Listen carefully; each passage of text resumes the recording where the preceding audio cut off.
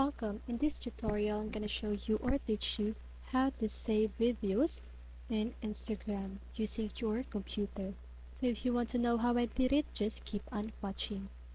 So first of all, you want to open your browser, then search for instagram.com and then log in your account. Okay? And once you've done that, you want to choose any videos that you want to save.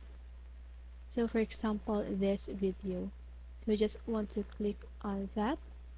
Okay, and once you click on that video, you just want to right click on it, then inspect. So once you've clicked and inspect, you want to refresh your page,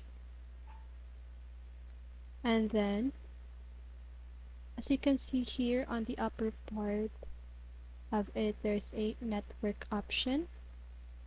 Just want to click on that and then click media, and now you can see this letters and numbers. This is the name, status, type, initiator, size, and time, waterfall. So you just want to right click on the name and then click open in new tab. And then here, so you can see the video is right here, right? So the next step you want to do is again right click on the video and then click a save video as. So you just need to wait, and now you can rename your file whatever name that you want and click a save.